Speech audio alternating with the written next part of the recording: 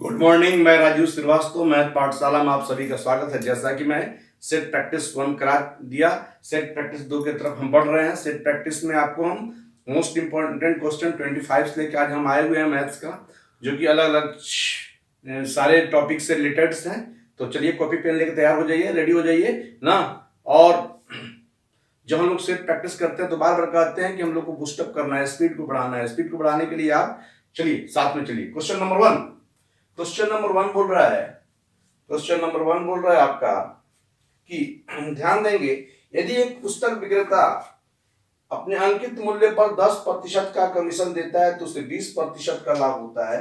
तो यदि कमीशन 15% देगा तो उसे कितने परसेंट का लाभ होगा? ध्यान देना है, 10% कमीशन देगा मतलब 90, 10% कमीशन देगा तो 20% का लाभ होगा मतलब 120। यदि वो कह रहा है कि कमीशन 15% कर दे, यानी कितना हो जाएगा? कमीशन का मतलब छूट 85, 15% 100 में छूट दिया तो कितना हो गया? 85। तो उससे कितने प्रतिशत का लाभ होगा? भैया यहाँ 20% का लाभ हुआ तो अपने 100 में जोड़ा ना, तो कितने प्रतिशत का लाभ होगा? यानी हम जो भी होगा 100 में तो जोड़ेंगे ना। जैसे मान लीजिए x% का लाभ हुआ तो कहेंगे 100 प्लस x। चूंकि यहाँ 20% का लाभ हुआ तो 100 में आप 20 जोड़े कि नहीं जोड़े? तो प्रश्न को फिर समझिए कि 10% छूट दिए मतलब कमीशन दे रहे हैं, 100 में 10 कम हो गया तो 90, तो 20% का फायदा हुआ, 100 में 20 जोड़ दिए तो 15% कमीशन देंगे तो यहाँ हो गया 85। तो हमको कितने परसेंट का लाभ होगा? 100 plus x. Then cross connection कर देते हैं, 90 इंटू 100 प्लस एक्स बराबर 120 गुना 85, 30 या 90, 30 चौके 120, 300 प्लस 3x बराबर 4 पचे 20, 4 32 2 34, यानी 3x बराबर 40, इसलिए x बराबर 13.1/3% का लाभ होगा। प्रश्न संख्या 2 की तरफ बढ़ेंगे। प्रश्न संख्या 2 बोल रहा है कि 200 रुपया प्रति किलोग्राम की चाय के प्रत्येक 3 किलोग्राम के साथ दूसरे प्रकार के 2 किलोग्राम चाय मिलाकर मिश्रण को जो है 177 रुपया प्रति किलोग्राम की दर से बेचा जाता है, तो 18% का लाभ होता है। तो दूसरे प्रकार के चाय का मूल्य ज्ञात करें। प्रश्न ये है 200 रुपया प्रति किलोग्राम, 200 रुपया प्रति किलोग्राम के 3 किलोग्राम चाय के साथ, 200 रुपया प्रति किलोग्राम के 3 किलोग्राम चाय के साथ, 200 रुपया प्रति किलोग्राम 3 किलोग्राम चाय के साथ बोल रहा है कि दूसरी प्रकार की 2 किलोग्राम चाय, 2 किलोग्राम चाय मिलाई जाती है। यानी ये रेट हमको फाइंड आउट करना है और ये कितना हमको पता नहीं है। 200 रुपया प्रति किलोग्राम के 3 किलोग्राम पता है और इसका कितना किलोग्राम प्रति किलोग्राम ये पता नहीं है, लेकिन इसका 2 किलो है। और यहाँ मिश्रण है, मिश्रण को बोल रहा है कि हम जब बेच रहे हैं मिश्रण को 177 रुपया में 10% का लाभ, 18% का लाभ होता है। तो ध्यान देंगे कि मिक्सचर कहता है कि सारे चीज एक सीक्वेंस होना चाहिए। जब ये क्रैमूल तो ये भी क्रैमूल होना चाहिए, लेकिन वो बोल रहा है कि 177 रुपया में बेच रहे हैं तो मुझे 18% का लाभ हो रहा है। 18% का लाभ को हम 118 कहेंगे। क्रैमूल हमेशा 100% होता है, 18% का लाभ हुआ मतलब 118, और 18% का लाभ तब हुआ जब वो कितना में बेचा? 18% का लाभ हुआ यानी कि 177 रुपया में बेचा। तो 100 का यानी 118 का वैल्यू 177 के बराबर है, तो 100 का वैल्यू x के बराबर है। क्रॉस कनेक्शन कर देंगे, 118 x बराबर 177 गुने 100, सो x बराबर 177 गुना 100 बटा में 118, 2 5 10, 2 9 18, 50 दूनी का 100, और ये 3 बार में कट गया तो 85 आई 150, यानी मिश्रण का जो रेट आया 150 आ गया। हमको पता है कि यह वैल्यू किसी एक से बड़ा और किसी एक से छोटा होता है। 200 में से 150 गया तो 50 आएगा। इसका मतलब कि 2 का मान 50 के बराबर है। चूंकि 2 बराबर 50 तो 1 बराबर 25, जब 1 बराबर 25 तो 3 बराबर 75, अर्थात ये कितना आएगा? 75 आ जाएगा। और 150 में से 75 गया कितना हो जाएगा? 75। जैसा कि आप जानते हैं कि यह वैल्यू किसी एक से बड़ा और किसी एक से छोटा होता है।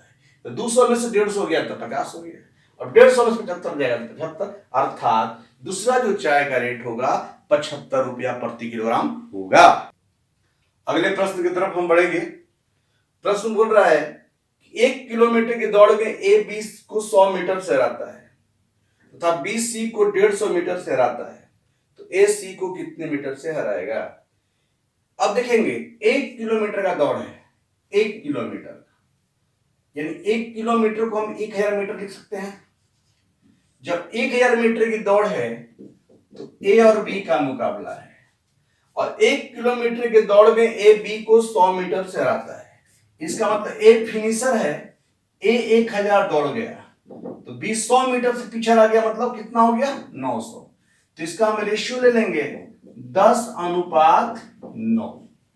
अब कह रहा है, आगे के प्रश्न हम चल रहे हैं, बोल रहा है कि तथा बीसी को 150 मीटर से हराता है, बीसी को 150 मीटर से हराता है। ये हमेशा ध्यान दें कि दौड़ आपका 1000 मीटर का ही है। जब बी और सी लाइन में लगेगा तो ये भी 1000 मीटर के लिए ही लगेगा, 1000 मीटर से कंपेरिजन करेंगे, ना कि 900 से कीजिएगा। इससे कंपेरिजन आपको करना होगा 1000 से, अर्थात बी 1000 मीटर दौड़ जाता है लेकिन सी को 150 से हराता है, इसका मतलब ये 850 दौड़ेगा।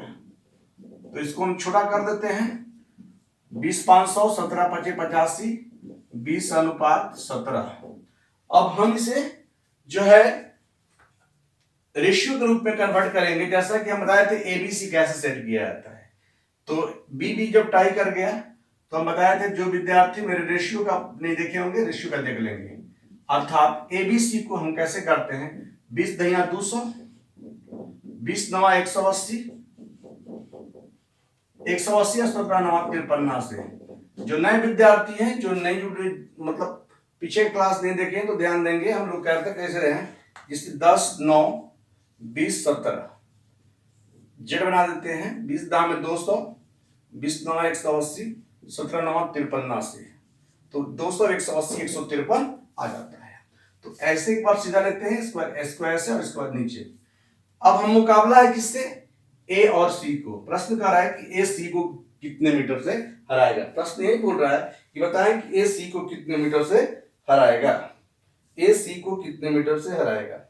अब देखेंगे ए और सी, तो जो रेशियो हो गया हम लोग का ए बी सी का 200, 180, 153 का हो गया।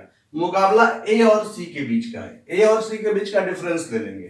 कितना डिफरेंस है, 10 में से 3 गया 7, 9 में से 4 गया 47 का।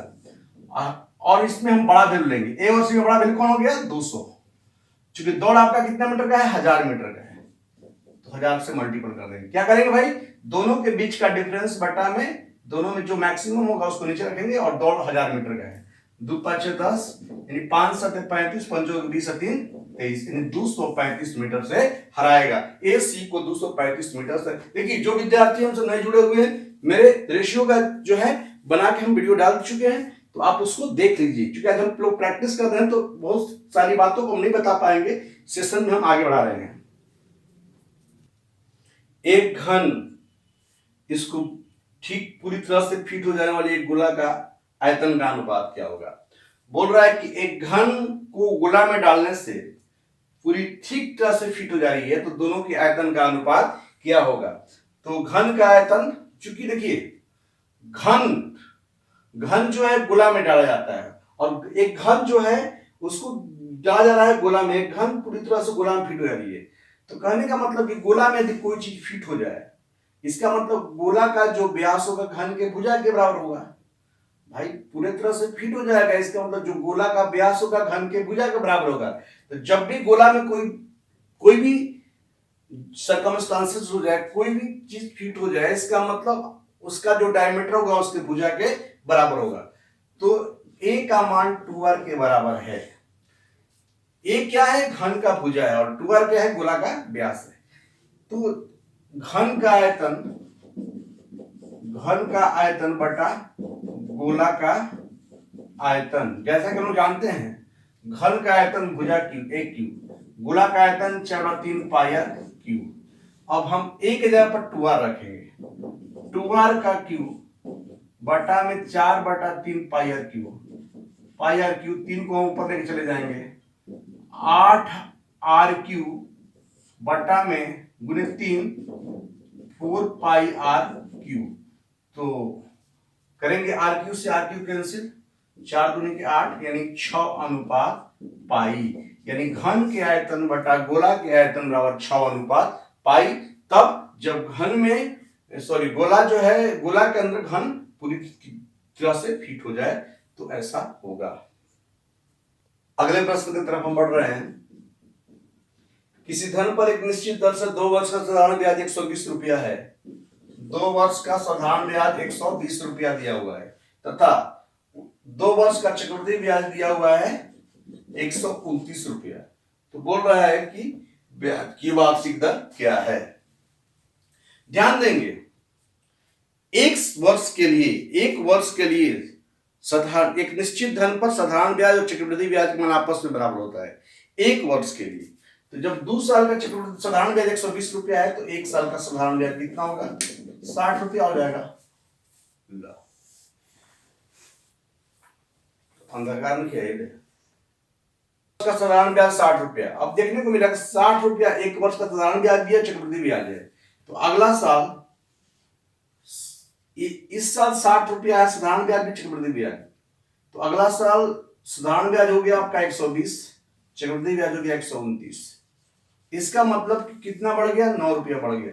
जो 9 रुपया बढ़ गया वो कितना बढ़ गया? 60 रुपया बढ़ गया।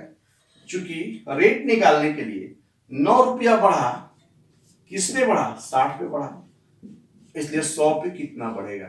ध्यान देंगे, कभी भी ऐसा प्रश्न आएगा तो आप उसको 1 साल से बैलेंस कीजिए, क्योंकि 1 साल से इसलिए बैलेंस कीजिएगा कि 1 साल पे एसआई और सीआई के मान आपस में बराबर होता है। 20 तिहाई 60, 20 पांच 100, 3 के 9, 5 तिहाई, रेट इक्वल टू 15% हो जाएगा। 2400 रुपया की किसी निश्चित ब्याज की दर से 4 वर्ष का मिश्रधन 3264 रुपया हो जाता है। यदि ब्याज की दर में 1% की वृद्धि कर दिया जाए तो उतने ही समय में मिश्रधन कितना हो जाएगा? बोल रहा है कि 2400 रुपया के एक निश्चित ब्याज की दर से 4 वर्ष में मिश्रधन 4 वर्ष में मिश्रधन जो हो जाता है 3264 रुपया हो जाता है 4 वर्ष में अमाउंट। अब बोल रहा है कि यदि उतने ही रुपया पर रेट 1% बढ़ा दिया जाए, रेट यहां 8% होगा, यहां रेट आपका 1% बढ़ जाता है, तो उतने ही रुपया पर उतने ही वर्ष में उसका जो है मिश्रधन कितना होगा। प्रश्न को एक बार समझना होगा, बहुत मोस्ट इंपॉर्टेंट क्वेश्चन है। प्रश्न ये कह रहा है कि 2400 रुपया 4 वर्ष में साधारण ब्याज के एक निश्चित दर से 3264 रुपया हो जाती है। यदि ब्याज की दर में 1% की बढ़ोतरी कर दिया जाए तो यही रुपया इतने ही समय में कितनी हो जाएगी। तो समझना हम लोग को दोस्त क्या है, ध्यान ये देना है कि जो 2400 रुपया है वो क्या है? आपका 100% धन जो होता है 100%, 100% का मान 2400 दिया हुआ है, तो 1% का मान 24 हो जाएगा। जब 1% का मान 24 हो जाएगा तो आपका रेट कितना बढ़ रहा है? 1% ही बढ़ रहा है। लेकिन जब 1% ही रेट बढ़ रहा है और कितने समय के लिए बढ़ रहा है? 4 वर्ष के लिए बढ़ रहा है, तो जब 1% का मान 24 रुपया है, यानी 1% 24 रुपया बढ़ेगा, तो 24 रुपया बढ़ेगा, 4 साल तक बढ़ेगा, तो 24 चौके 96। इसका मतलब जो पैसा होगा कितना बढ़ जाएगा? 24 चौके 96। भाई समझिए, 1% का मतलब 24, तो भाई 1% ये 4 साल तक बढ़ेगा। 1% इक्वल टू 24, तो 4% बराबर 24 चौके 96, अर्थात 1% को हम 24 बोल रहे हैं, तो 4% को 24 चौके 96 बोलेंगे। 4% इसलिए हो गया कि किसमें हम टाइमिंग से गुना कर दिए। अब बढ़ के कितना हो जाएगा? 6 4 10, 9 6 15, 1 16, 3 3360 रुपया हो जाएगा। यदि वो राशि बढ़ के कितनी हो जाएगी? 3360 रुपया हो जाएगी। अगले प्रश्न की तरफ बढ़ते हैं, मोस्ट इंपॉर्टेंट क्वेश्चन है। कह रहा है कि एक कनस्तर शराब से भरा था जिसमें 8 लीटर शराब निकालकर उसके स्थान पर 8 लीटर पानी मिला दिया जाता है। यह प्रक्रिया 3 बार दोहराई जाती है और अंत में प्राप्त घोल में शराब और पानी का अनुपात 16:65 हो जाता है। तो प्रारंभ में कनस्तर में शराब की मात्रा कितनी थी? समझना होगा, बहुत ही प्यारा सवाल है कि पहले बेसिक समझ लेते हैं। ये जब मान लीजिए कोई बीकर है, तो पहले वो शराब से भरा हुआ है, पहले उसमें पानी नहीं था, पहले टोटल वो शराब ही था, लेकिन जब इसमें से 8 लीटर पानी मिला तो उतना ही शराब मिलाया जाता है, तो 16:65 हो गया। इसका मतलब जितना हम निकाल रहे हैं उतना ही मिला रहे हैं, तो मात्रा के मान में तो कोई परिवर्तन हो ही नहीं रहा है। तो पहले टोटल था, इसका मतलब दिया है 16:65, तो पहले टोटल था, इसका मतलब पहले टोटल था, तो टोटल था तो कितना हो गया 81 यूनिट, यानी टोटल 81 यूनिट पहले शराब था। इस बात को आप समझिएगा। अब ये शराब हो गया आपका 16 यूनिट और पानी हो गया आपका 65 यूनिट, लेकिन पहले टोटल शराब ही था। अब 8 लीटर निकाल रहे हैं, 8 लीटर मिला रहे हैं, तो शराब की मात्रा रिड्यूस हो रही है ना, लेकिन पहले टोटल शराब ही था। इस बात को मानिए, और दोनों जोड़ने से ही अभी भी 81 हो रहा है। तो समझेंगे कि जब मान लिया जाए, पहले बेसिक रूप से हम लोग जान लें, टोटल शराब की मात्रा y लीटर हम मान लेते हैं 1 माइनस एक्स बटा y to the power n। x का मतलब हम उसमें से निकाल रहे हैं, 8 लीटर निकाल रहे हैं, 3 बार दोहराई गई। इसका मतलब कि यहां पर n का मान इवेंट कितना बार हुआ, 4 बार हुआ, क्योंकि 3 बार दोहराई गई और 1 बार पहले किया हुआ था, तो n का मान 4 हो गया। बट्टा में हम y कर दिए, y का मतलब टोटल कर दिए। तो ये जो हुआ, अब शराब की मात्रा ऊपर बना। अब शराब की मात्रा कितना है 16, और पहले टोटल शराब की मात्रा कितनी थी 81। दोस्त 65 जो है ये पानी की मात्रा है, और y हमारा टोटल मात्रा है। जैसे कि y कैंसिल हो गया, 1 माइनस 8 बटा वाई के पावर 4, 2 बटा 3 के पावर 4, 2 के पावर 4 16, 3 के पावर 4 81। दो तरफ का पावर मैच कर गया। सो 1 माइनस 8 बटा वाई बराबर 2 बटा 3, 1 माइनस 2 बटा 3 बराबर 8 बटा वाई, यानी 1 बटा 3 बराबर 8 बटा वाई। तो 8 का 24, यानी पहले शराब की मात्रा कितनी थी 24 लीटर। आप समझिएगा, थोड़ी सी से प्रभावित क्षेत्र में सोचिए आप। अब शराब की मात्रा 16 है, अब शराब की मात्रा कितनी हुई 16, पहले कितनी थी, 2 जोड़ देंगे 81। चूंकि इवेंट 4 बार हुआ है, 3 बार दोहराया गया है, 1 बार पहले, तो हम यहां जितना बार इवेंट होगा वहां इतना डाल देंगे। यहां हमने 4 डाल दिया, ये 2 हो गया और ये 3 हो गया। 3 टोटल को इंडिकेट कर रहा है।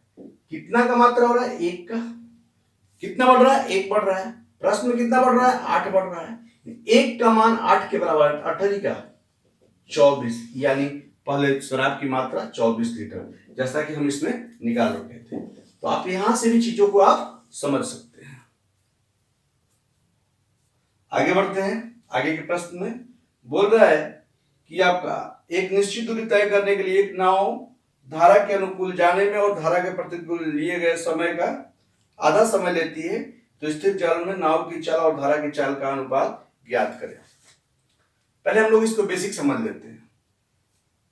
यदि नाव की चाल, बेसिक पहले समझ लेते हैं, इसके बाद में आप इसको एडवांस समझेंगे। नाव की चाल यदि हमने x मान लिया और धारा की चाल हमने y मान लिया, तो धारा के दिशा में जाएंगे तो हम प्लस में, और धारा के विरुद्ध दिशा में जाएंगे तो माइनस में, जैसा कि हम लोग जानते हैं। तो निश्चित दूरी का कहने का मतलब दोनों तरफ डिस्टेंस क्या है, कांस्टेंट है। भाई जितना जा रहा है उतना ही वापस आ रहा है, इसका मतलब डिस्टेंस कांस्टेंट है। सो दूरी कांस्टेंट है, दूरी और वेग गुने समय v1 t1 और v2 t2। अब यहां पर बात यह है कि जब बहाव में जाएंगे तो नाव की चाल प्लस धारा की चाल x प्लस y, और जब बहाव के विपरीत जाएंगे तो x माइनस y। अब समझना यह है कि जो समय लग रहा है उससे आधा समय लग रहा है। इसका मतलब एक घंटा लगता होगा तो 1-2 घंटा लगता होगा। तो अब बताइए, आप ही बताइए कि आपका टाइम कब लगेगा, बहाव की दिशा में या बहाव के विपरीत दिशा में। तो बोलेंगे कि बहाव की दिशा में। बहाव की दिशा में 1 घंटा लग रहा है, तो बहाव के विपरीत कितना लगेगा 2 घंटा लगेगा। जैसा कि x प्लस वाई बराबर 2x माइनस 2y, 3y बराबर x, 3/1 बराबर x बटा वाई, जैसा कि हम लोग सीखे। लेकिन दोस्त कभी भी इस तरह का प्रश्न दे आपको कुछ करने की जरूरत नहीं है, बस समझना क्या है, नावधारा बहुत ही आसान है।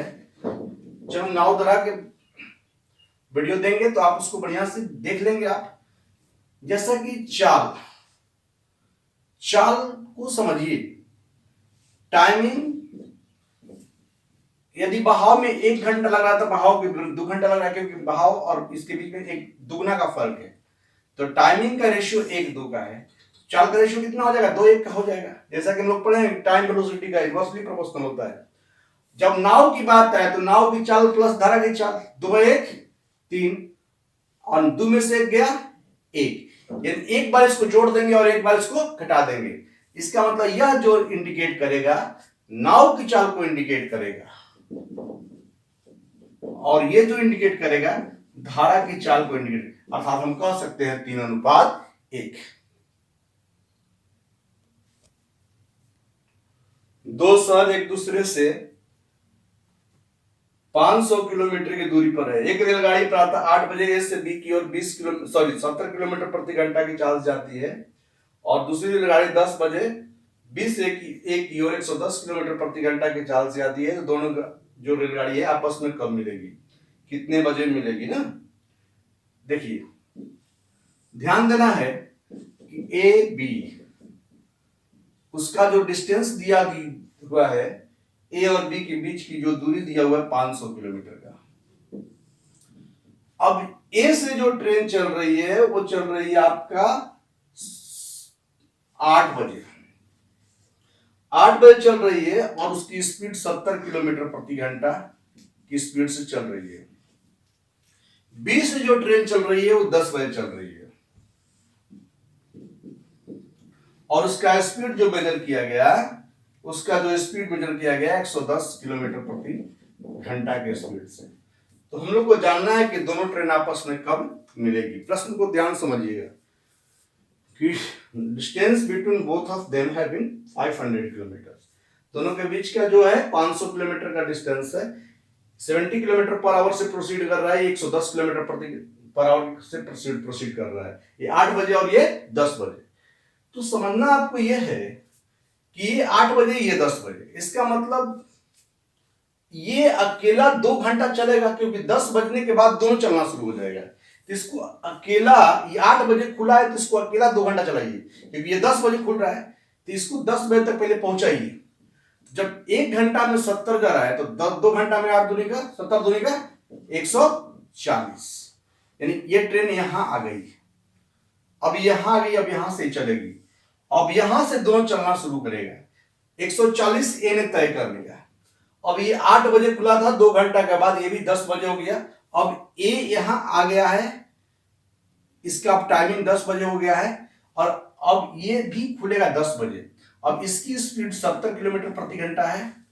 तो ध्यान दें कि हमको 140 चल लिए, टोटल डिस्टेंस 500 किलोमीटर था। इसका मतलब कि यहां से यहां तक का डिस्टेंस अब कितना बच गया, 360 बच गया, क्योंकि 500 में से 140 घटाएंगे तो 360। अब यहां का टाइमिंग हमको निकालना है। समय बराबर दूरी बटा चाल, दूरी कितना रखेंगे, 360 रखेंगे, और जब दो ट्रेन एक दूसरे के ना अपोजिट, एक दूसरे की दिशा में, एक दूसरे की ओर चल रही हो, तो चाल को हम जोड़ देंगे। 70 110 180 हो जाएगा, 80 दूनी 160 हो जाएगा, यानी यहां 2 घंटा का समय जाता है। तो हम कह सकते हैं कि इसको हम उठाए थे 8 बजे, 2 घंटा अकेले चला यहाँ पे, 8 + 2, और यहां के बाद टाइम कितना लगा लोग का, 2 घंटा, यानी ट्रेन जो मिलेगी कितने बजे मिलेगी, 12 बजे मिलेगी। बात को पुनः समझिए कि चूंकि 10 बजे से बी चल रही है, इसका मतलब इसको ये 8 बजे चली तो इसको 2 घंटा चला दिए, 1 घंटा में 70 गए, 70 दूनी 140 हो गया। अब ये ट्रेन 10 बजे यहां पर पहुंच रही है, ये भी 10 बजे यहां पर, दोनों चलेगी। इसके बीच का डिस्टेंस निकालना है, टोटल डिस्टेंस 500 है, 500 में से आपका 140 चला गया, 360 बच गया। समय बराबर दूरी बटा चाल, 2 घंटा लगा यहां, 8 × 2 = 10 × 2 = 12 बजे। अगले प्रश्न की तरफ हम बढ़ेंगे। अगला प्रश्न बोल रहा है कि खाली हौज भरने में दो पाइप ए और बी 60 मिनट 40 मिनट का समय लेते हैं।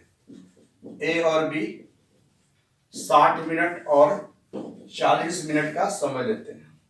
तो 60 40 का एलसीएम 120 कर लेते हैं।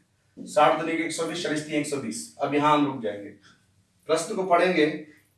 ये टंकी को आधे समय तक बी काम करे और आधा समय में ए और बी दोनों काम करे तो हौज कितने समय में भर पाएगा, समझना ही हम लोग को।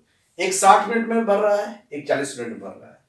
बोल रहा है कि यदि टंकी को भरने में आधा समय तक बी चले और आधा समय में ए और बी दोनों चले, जैसे हमने 2t टाइम मान लिया। 2t टोटल टाइम कितना मान लिया, 2t। टी भी आप मान सकते हैं।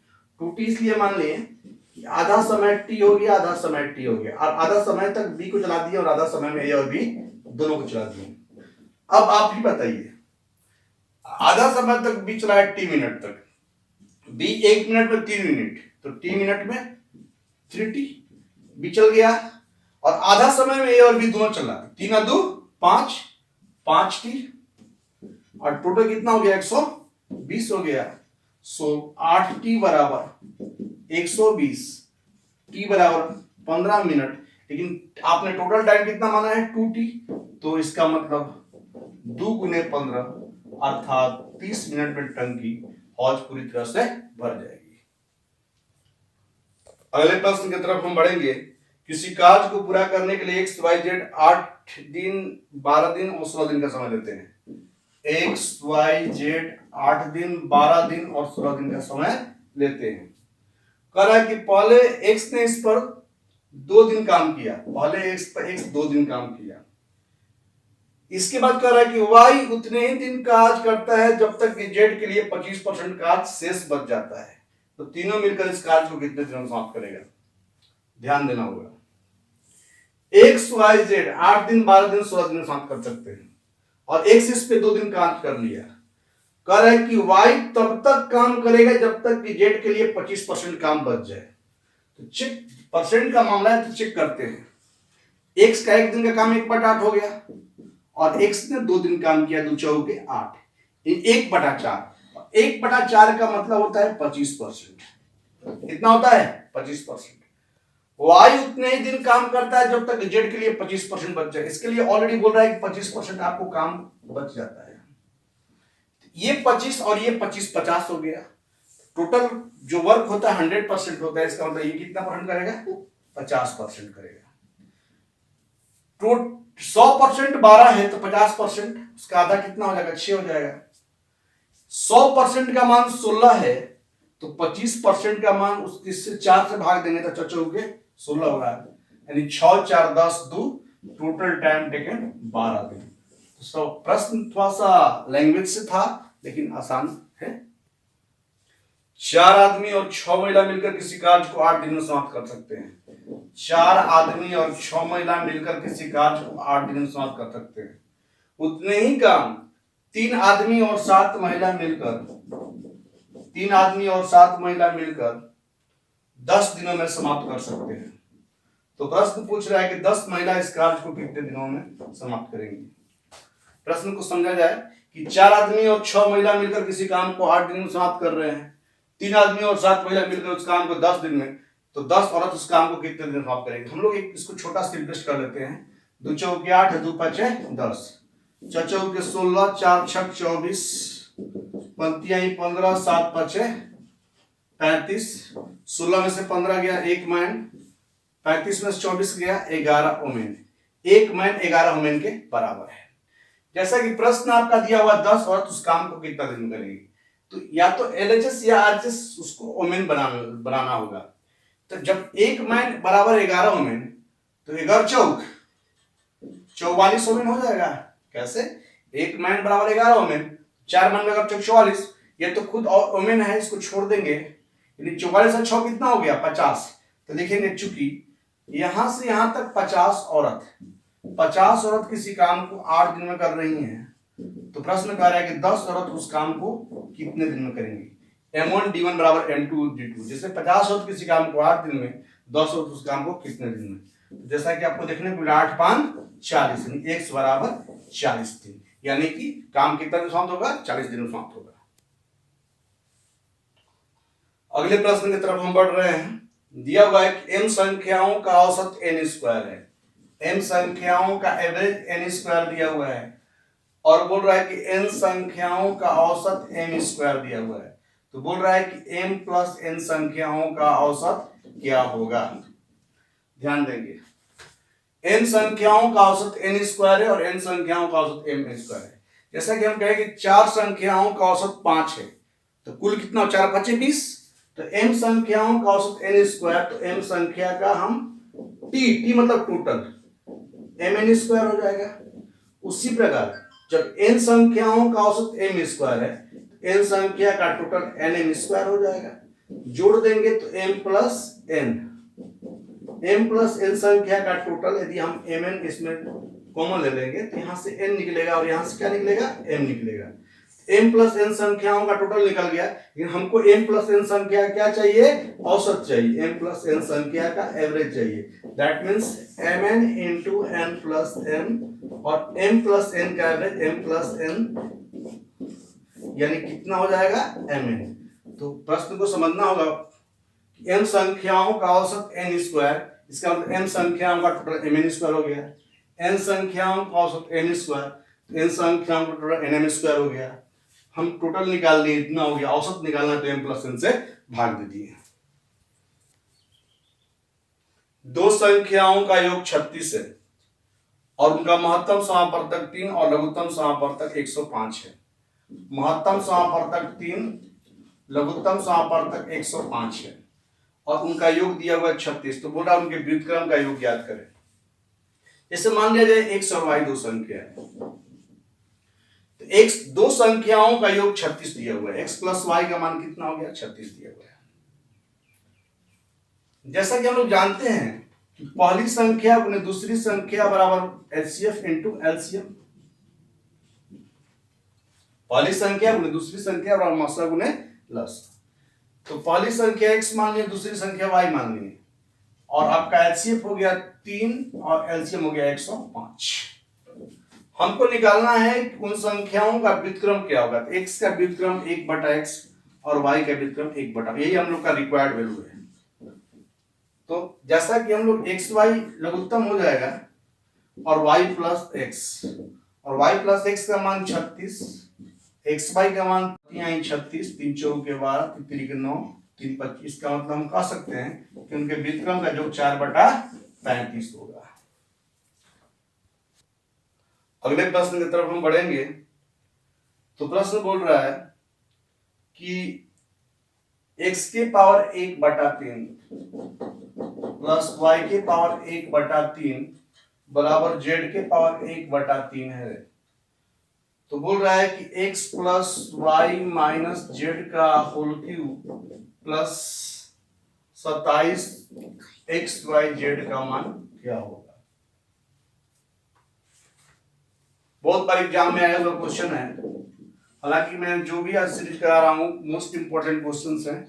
ऐसे ऐसे आप सीरीज को पकड़ ले तो कंपटीशन बहुत दूर नहीं है। ध्यान देंगे यहाँ पर पावर नहीं है, इसका मतलब इस पावर को हटाना होगा। इसका मतलब दोनों तरफ हमने क्यूब कर दिया। a प्लस बी का होल क्यूब, जैसा कि आप जानते हैं कि a प्लस बी का whole cube a cube plus b cube plus 3ab into a plus b. तो इसका क्यूब करेंगे x के पावर 1/3 का क्यूब प्लस y के पावर 1/3 का क्यूब 3x के पावर 1/3 इंटू y के power 1/3 into a plus b. x के पावर 1/3 प्लस y के पावर 1/3 बराबर z के पावर 1/3 का क्यूब। ये 3 कैंसिल हो जाएगा। x plus y plus 3 x के पावर 1/3 y के पावर 1/3 और इतना का मान आपका जो है z के पावर 1/3 दिया हुआ है और ये वैल्यू z हो गया। जैसा कि आपको x plus y minus z चाहिए, तो x प्लस वाई z को इधर ला देंगे, माइनस z हो जाएगा। तो -3 xyz के पावर 1/3 कर लिए। जैसा कि जो वैल्यू निकालना है उस पर ध्यान देंगे। x plus y minus z का whole cube. x plus y minus z का मान कितना दिया आपका निकला हुआ -3 एक्स वाई जेड के पावर 1/3 पूरा का आप क्यूब कर देंगे plus 27 x y z. Minus का पावर जब ऑड होता है तो नेगेटिव, 3 का क्यूब 27, ये 3 से 3 कट जाएगा x y z plus 27 x y z, अर्थात वैल्यू कट के क्या हो जाएगा 0 हो जाएगा। अगले प्रश्न की तरफ हम बढ़ेंगे। Sign theta plus cos theta 17/13 है, तो आपको चाहिए sine theta minus cos theta का मान क्या होगा। जैसा कि देखिए आप बेसिक से पढ़े तो आप क्या करते हैं कि हमने sine theta minus cos theta को x मान लिया। बेसिक पहले बताते हैं, दोनों तरफ का स्क्वायरिंग को जोड़ देते हैं, तो a प्लस बी का whole square a square plus b square plus 2ab 2 sine theta into cos theta. अब इसको करेंगे a माइनस बी का whole square plus a square plus b square minus 2 sine theta into cos theta. 17 का square 289, 13 का square 169 plus x का square x square, ये cancel हो गया। Sine square theta plus cos square 1 हो गया, एक और एक, ये वैल्यू 1 और ये वैल्यू 1, 1 1 2, 2 माइनस 289 बटा 169 बराबर x स्क्वायर, 2 से गुना 2 9 18 2 6 12 1 13 2 कम 2 1 3 338 माइनस 289 बटा 169 बराबर x स्क्वायर। और जैसा कि 18 में से 9 गया 9, 12 में 60 गया 4, 49 बटा 169 बराबर x स्क्वायर, तो x अंडर रूट कर लेंगे यानी प्लस माइनस 7 बटा में 13, और x किसको माने थे sine theta minus cos theta को माने थे। लेकिन दोस्त एग्जामिनेशन में आप इसे ऐसे नहीं बनाएंगे। अब कहिएगा बना के काट दिए, इसलिए काट दिए कि आप ऐसे बना के एग्जाम्स नहीं निकालेंगे। अब चीजों को समझिए, चीजों को समझना होगा।